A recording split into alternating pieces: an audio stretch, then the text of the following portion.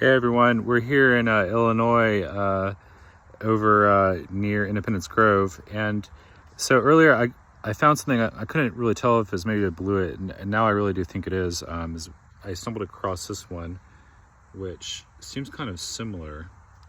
I actually stepped on it, and over here this looks like some kind of entoloma, and we have some orange mycenas growing right here.